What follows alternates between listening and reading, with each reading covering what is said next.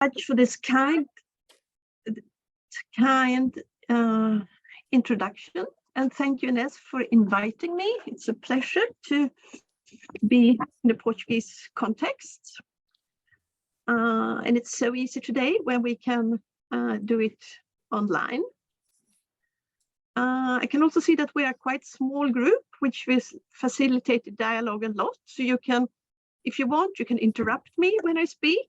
And we will also have a discussion afterwards, and we can have the discussion in Portuguese or English or a mixture, or Swedish maybe. No. Can you hear me well? Yes. Good. Good. Okay, so then I will share my presentation.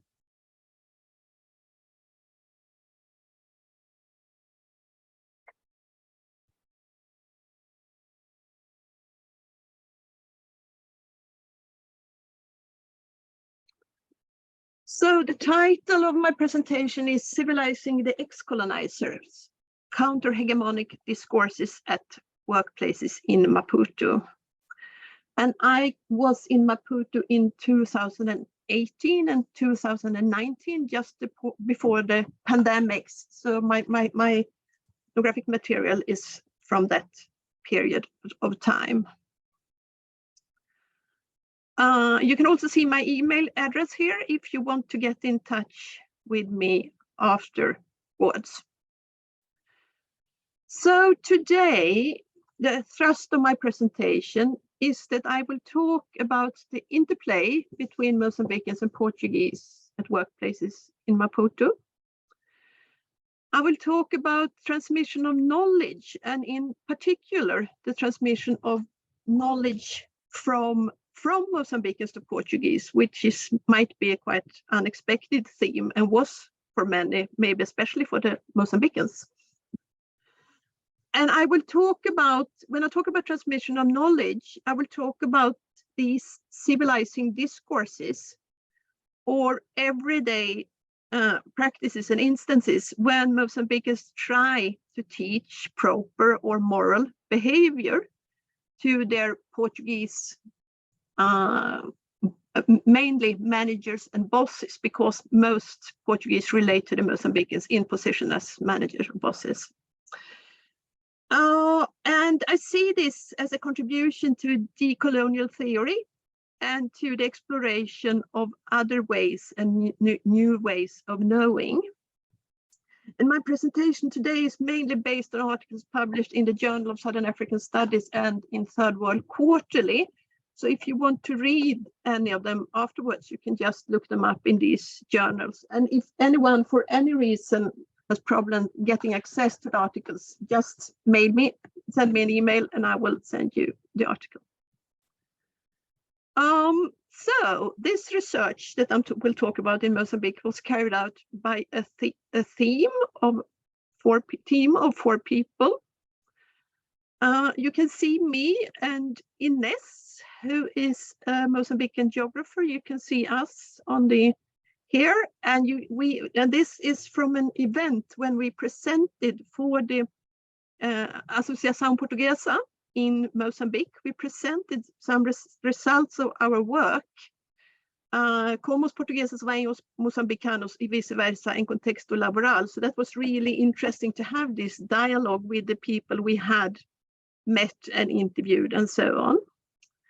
I also want to underline the contribution of Cesaltina Matsinje, who is a Mozambican student, but who was excellent. She knew almost everyone in Maputo, which is a city of 2 million people. So she was fantastic in setting up interviews and also explaining to people who I was and creating trust between us, because of course many of them thought that I was kind of strange creature coming from Northern Europe and trying to do interviews in Portuguese. So Celtina was really a very good go-between, a very good help for me. We have an ethnographic material of 70 interviews, and we have also carried out participant observation at Portuguese businesses and at other places, at dinners, parties, etc., where we have hung out together with the Portuguese and also with some Mozambicans. And I also want to say a few words about my own position, because of course I'm an outsider, a European other, both to Mozambicans and to Portuguese. And I know that for instance, when I wrote an article in O Público about my research, there was some reactions where people thought that I was trying to say that the Portuguese in any way was worse than other people in their relations to people from the global south. And that is absolutely not what I am saying. I would absolutely not say that I think that the Portuguese relations to the Mozambicans in any way are worse or better than, for instance, the Swedes' relations to Mozambicans. And interestingly enough, there is a quite new article written by Flora Botelho, whom I think is Brazilian, about Scandinavian enclaving in Maputo. So that's about Swedes, Norwegians, and Danish people in Maputo. And I think that's really an interesting and important complement to this presentation. But still, I think that it's in the world we live in today, it is sometimes important that outsiders come and look at things and try to understand what's going on here and write about it and debate it, because we may as outsiders have another eye for things sometimes, as Flora Botelho has in her article on the Scandinavians in Maputo. So I think, although I'm an outsider, I think that the contribution might be important, giving another eye to things. Okay, so I will start by comparing post-colonial relations in Luanda and Maputo between the Portuguese and Angolans and the Portuguese and the Mozambicans. And I will do it with the support of the concepts of hybridity and hegemony. So in the Portuguese community in Luanda, as you know, Luanda is a huge city, and the Portuguese are scattered across this giant city. It's about 8 million inhabitants. As you see in this picture, you can't see the end of the enormous giant city. There is there was, because I carried out fieldwork in Angola between 2014 and 2015. And at that time, there were lots of Portuguese in Luanda. Many of them have left now. And there was a great socioeconomic diversity among the Portuguese. So there were Portuguese bank managers, people who had very strong contacts to the Angolan elite and so on. But there were also undocumented Portuguese who really had a tough time there, and then everyone in between. So there was a great socioeconomic diversity. And there were also few common meeting places. So it was difficult to talk about the Portuguese community. People didn't know each other, they lived far away from each other, and so on. And in Maputo, it's very different. Many in the Portuguese community live in the old colonial city center, the Cidade de Cimento, as it was called in colonial times. Mostly middle class. You wouldn't find the upper class, the very rich Portuguese there. You would not find, or very few, undocumented Portuguese. So mostly middle class people. And the community is quite tight-knit. And they meet many times at the Escola Portuguesa, which you see in the picture, where people also those who are not parents, they go there for meetings or for playing tennis or whatever. So this is a very different community from the community in Luanda. And in Luanda, the Portuguese relation to the elite and the middle class is also very different from what's the case in Maputo. As you know, there is in Luanda an ostensibly rich and powerful national elite that consists of the inner circles of the party state. And this photo here is of a 20-liter bottle of champagne. And I never in my life seen so many big bottles of champagne as I saw in Luanda, because of this very rich elite. And this means that the Portuguese managers and also other Portuguese, they are very dependent on the Angolan business owners or Angolan clients or the Angolan party state. So they have to play their cards well, and they have to obey, basically, to the Angolan elite. There's also a large national middle class competing with the Portuguese.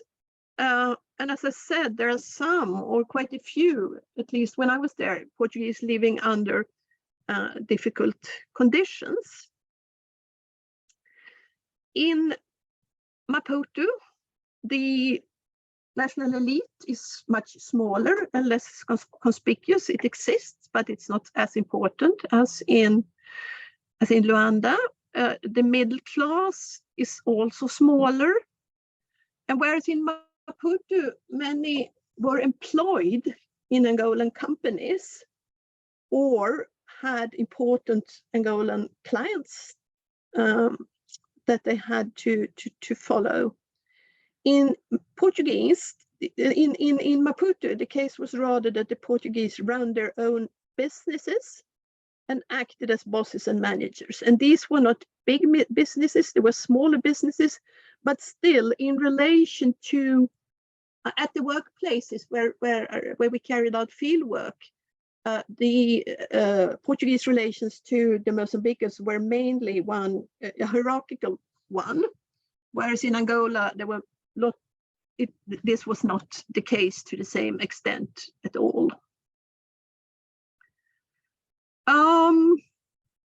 Yes, so we can talk about in Luanda there were strong tendencies of hybridity if we follow Homi Bhabha, the post-colonial scholar, Indian scholar Homi Bhabha has written a lot about hybridity.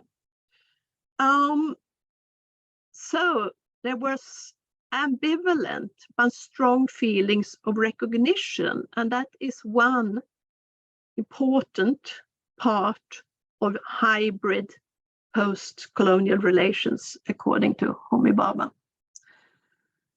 And the reasons for these tendencies of hybridity were manifold. One is that in Luanda, there is a particular, as you might know, Luandan culture that is quite Portuguesized. Even Angolans would say that. They would say that we have lost our culture, we have lost our traditions. We live in another way now, and this another way now has been strongly influenced by Portugal, although it has developed into a very strong Luandan or Angolan culture that is very specific, but still it is not a traditional culture, it is a hybridized culture.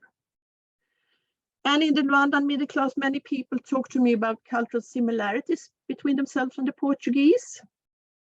They said that we are the same, we share the same football team, we eat the same food, we like to do the same things during the weekends and so on. So in the Luandan middle class, many actually underline the similarities to the Portuguese.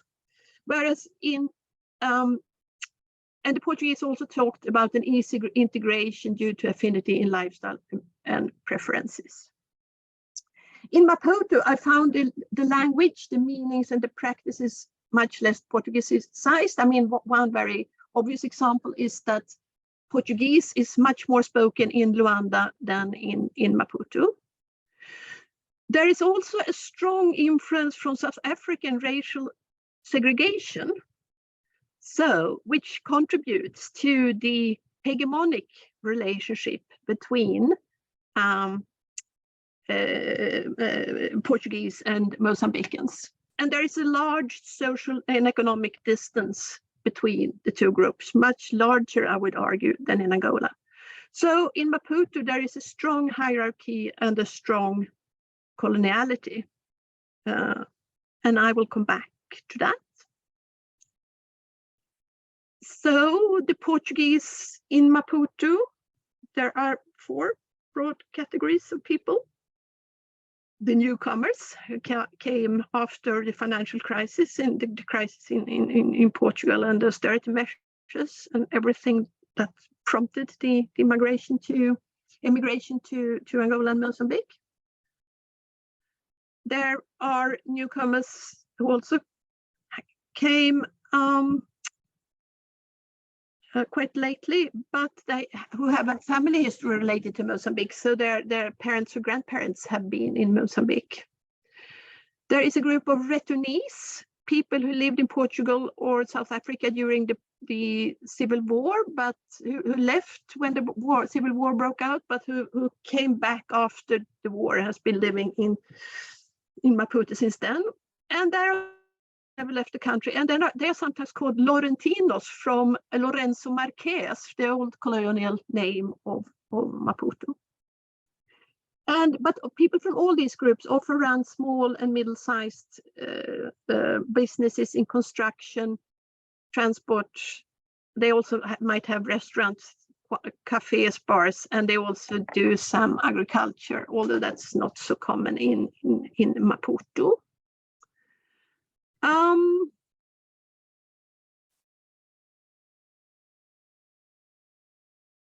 Can't move my slides, very strange. Can you hear me? Yes. Yes. I can hear, yeah. Oh, there we are. There you are. Yeah, that's nice. Don't know what happened. Okay. And there are, between the Portuguese and Mozambicans, there are, I would argue, sentiments of mutual resentment and also of attraction. Among Mozambicans, there are many untold or halfway told stories about suffering during colonial times. There is a sense of humiliation that still is quite obvious. There is a tacit knowledge. People don't talk much about it until you get to know them very well about what happened during colonial times. And it also, among some Portuguese, there are feelings of resentment because they were, they might share family memories of very abrupt banishment from the country at independence. So people had to live within, I think it was 48 hours and could only bring 20 kilos of luggage. And some of those who have family memories from Mozambique remember this period of time with resentment. But both sides also argues that they know each other well, so there are feelings of recognition. And it was, I would say, very easy to interview people about this relationship. Both Mozambicans and Portuguese really wanted to talk about it and were very interested in talking about this. So that was, I carried out some very long interviews with people after the initial kind of, why are you doing these interviews and why have you come from Sweden to do this and so on and so forth. Then it became often very interesting or very easy and very rewarding and moving to do these interviews. So, workplaces and coloniality. In colonial times, work, as you know, was constructed as the way to civilization in the Portuguese Empire. It was a prime civilizing mode.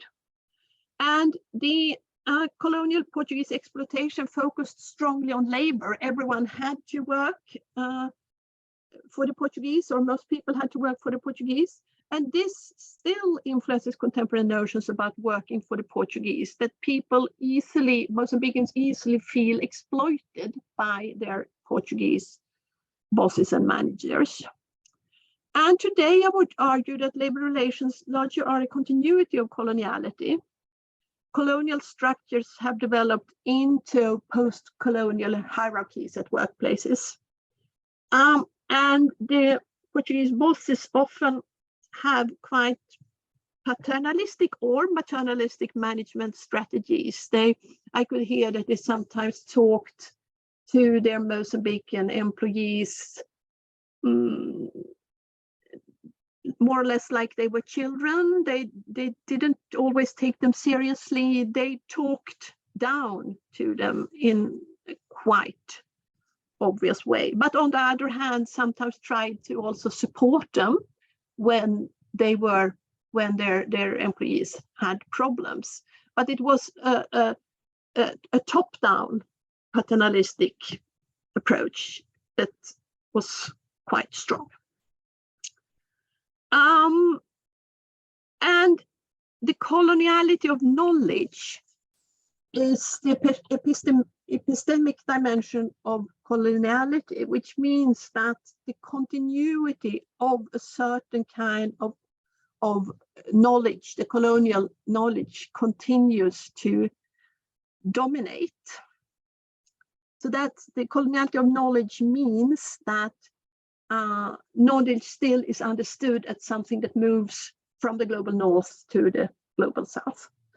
And in Maputo, both parties still perceive transmission of knowledge as unidirectional from the Portuguese to the Mozambicans.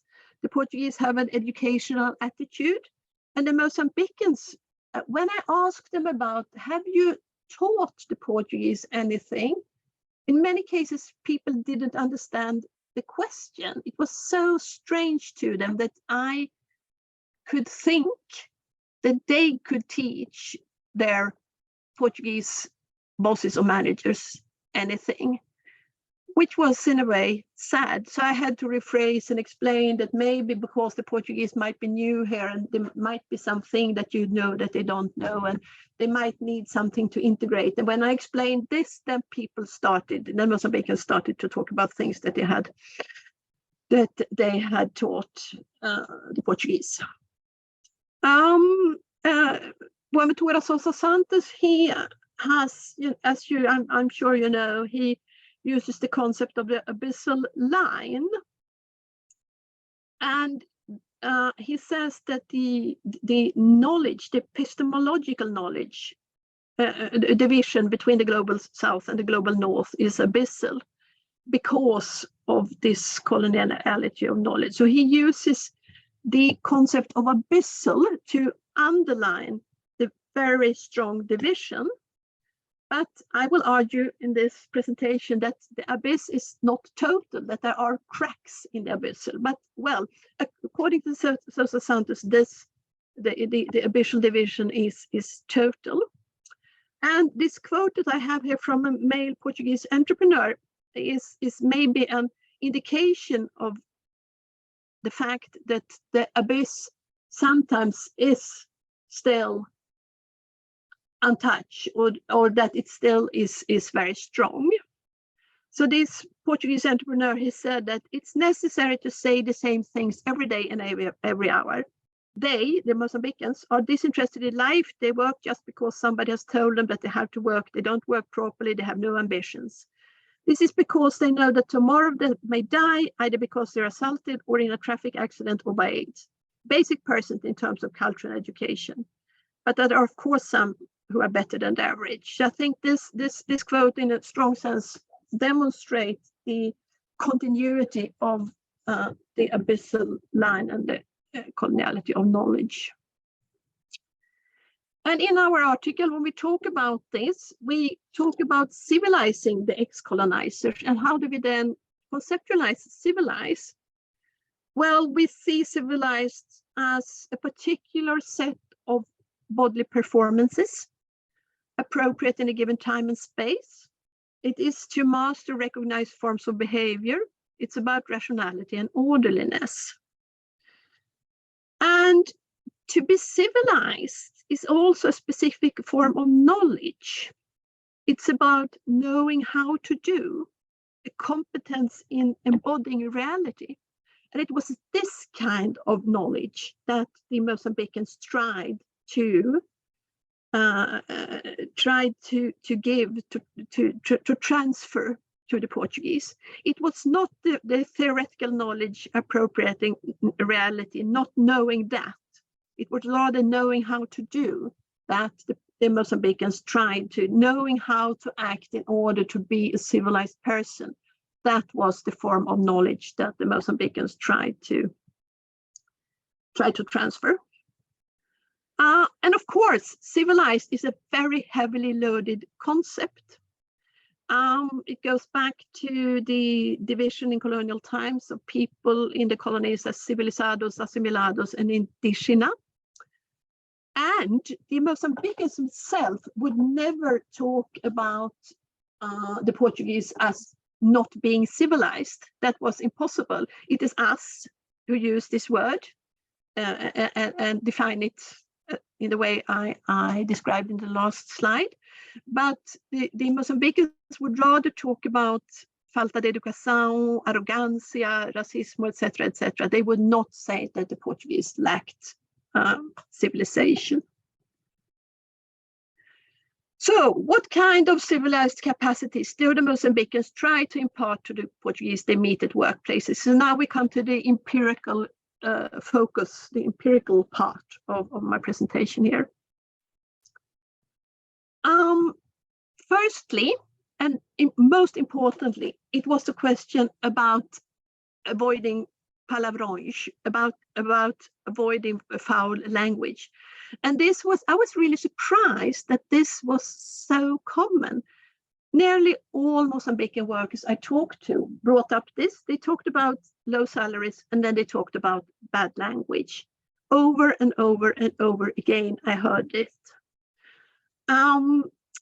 And it was sometimes racist slurs, but much more commonly sexual expressions, vulgar sexual expressions.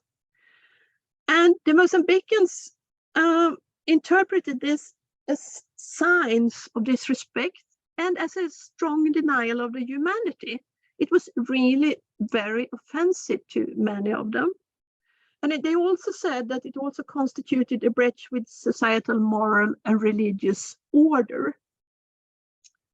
So it was both a sign of personal individual disrespect, but also a breach with the dominating order in Mozambique.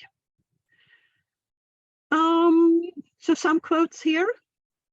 I talk with my Portuguese boss when he's calm. I ask him not to talk with me in an insulting manner.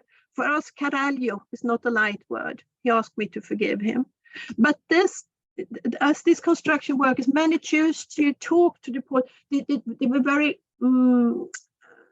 it was important for them, they described, to choose the right moment to bring up this, because the boss could be angry or have a hangover or whatever, and this was not the appropriate moment of doing it. So they really tried to find the right moment when they could bring up this with their bosses.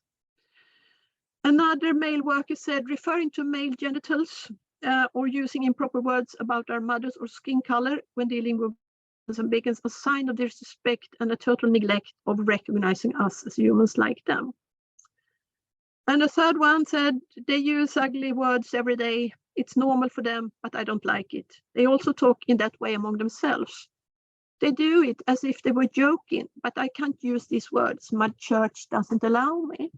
And I think what it says about here, that it's normal for them. They use them also among themselves, these ugly words. And I mean, I would also say that many Swedes use ugly words, use swear words a lot, even highly educated people and so on. So, in one sense, it was not so strange that the Portuguese used these words. But what struck me was that they didn't, even if they'd been long in Mozambique, some of the Portuguese I met didn't understand how hurtful it was for the Mozambicans. They didn't understand that these words they used were so differently understood among Mozambicans than among the Portuguese they worked with. So I would say there was a lack of dialogue that brought about this lack of understanding between the Portuguese and the Mozambicans, and the lack of understanding among the Portuguese that they really, really hurted their Mozambicans employees with their language. The second example I have here of civilizing, of counter-hegemonic discourses and efforts to civilize the Portuguese was about facing sickness and death in a civilized way. And sickness and death is constantly present in Mozambican life, in It's much more strongly so than in Europe. People attend funerals often, and it's a fundamental social and moral obligation to do so. You have to attend funerals even if it's not your close family members, but might be family members of a neighbor, for instance. And there are lots of conflicts going on about. The Portuguese say that the Mozambicans attend funerals every week, and the Mozambicans say that we are not allowed to go to funerals even if it's a close relative. And funerals are an obligation to emphasize sociality and solidarity at the expense of work and productivity. So here the Mozambicans underline sociality and solidarity. And some other quotes. I teach them that we are a peaceful people. I teach them peace and moral. For instance, once a Portuguese at my former workplace had a heart problem. I took him to a private clinic and then said he had to stay for observation a couple of days. I sent an email to all colleagues about this. None of the Portuguese visited him. I was the only one, and the Portuguese asked why I visited him. This was one of the reasons why I quit that job. So this foreman was upset about what he saw as the Portuguese disrespect of paying attention to visit and be kind to those who were ill. Another Mozambican said, a colleague of mine lost his mother and we weren't allowed to participate at the funeral. Besides being professionals, we are also human beings. I talked to the Portuguese boss, and first he was angry, but then he understood. And the third empirical example I have has to do with civic integration and following laws and regulations. And it was apparent among some of the Portuguese I talked to that they didn't respect so much the always working so the Mozambican law to say that, well, in Portugal we do this and that, so why shouldn't we do it here? So that was, I would say, lack of integration. In if you migrate to Europe, you of course have to learn about and respect the European laws and rules. And if you migrate to Mozambique, you have to respect the national laws. But some Portuguese didn't see it that way. But on the other hand, some Mozambicans, when discussing these with their Portuguese colleagues, they took comfort from being in their own country and thereby having an advantage in relation to the Portuguese bosses. So they felt a bit free in telling the Portuguese bosses that, well, you are in my country now. And many of those who had to negotiate this of following laws and regulations were HR people. The Portuguese normally had Mozambican HR people who had to deal with all the complicated stuff of staffing and had to act as middlemen or middlewomen, between the Portuguese managers and the Mozambican staff. So they were very often, these HR managers or assistants were very often those who taught or tried to teach their Portuguese managers laws and regulations. So one HR assistant said he doesn't agree with our laws, so we have to show him which way is the best. He says all the time, but in Portugal it's not like that. He has learned a lot from me. He asked me to send him laws and regulations, but he doesn't want to follow the Mozambican rules. If somebody steals something, he wants to dismiss him directly, which is not allowed, but he respects the Ministerio do Trabalho. So this also points to the fact that also in Mozambique, Portuguese were aware that ultimately they were not in their own country.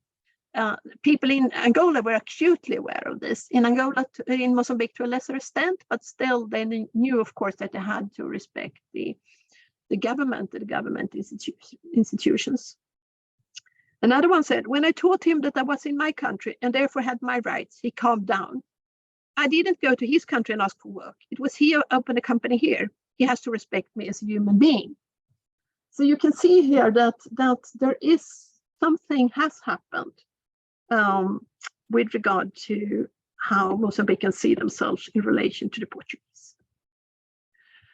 So I've come to the conclusions now. So Mozambicans clearly do not see Portuguese as underdeveloped, but they talk about their lack of civilization, although they use other words such as arrogancy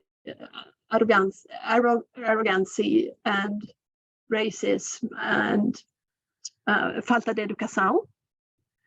And they attribute this to lingering colonial mentality, which they say makes the Portuguese arrogant and cold, whereas many Mozambicans describe themselves as peaceful. But among Mozambicans, there is, as I have hinted at, an incipient sense of being a person with certain rights. So even if these counter-hegemonic discourses are Mozambicans are often very afraid of confronting the Portuguese managers because they are afraid of being fired or being scolded and so on. But there is still an incipient sense of being somebody, having the rights. People say that racism is not right and they can't believe that this is still a colony and so on and so forth. So there is some kind of emerging resistance against humanization and its invisibility. And I would say, and here I do not completely agree with Boaventura Sousa Santos' idea that the abyssal line is total. I would say that there are cracks in the abyssal line, small things, and these are very small things, but small things are happening that create some cracks in this abyssal line. And with regard to the concept we use, everyday counter-hegemonic civilizing discourses, this is what we call the instances when Mozambicans try to talk back to the Portuguese. So these civilizing discourses are everyday instances when people resist the epistemological abyssal line and its dominance. And these counter-hegemonic discourses, they are not tools shaped with the objective of some kind of conscious resistance, but they are small and emergent practices and signs of change that in the long run may undermine coloniality. And they are counter-hegemonic as they move the claim of being civilized from the northern to the southern side of the abyssal line, and thereby they turn the white man's burden of colonizing the black man on its head. It is, in some instances, the Mozambicans who have to educate the Portuguese about how to behave in a proper way.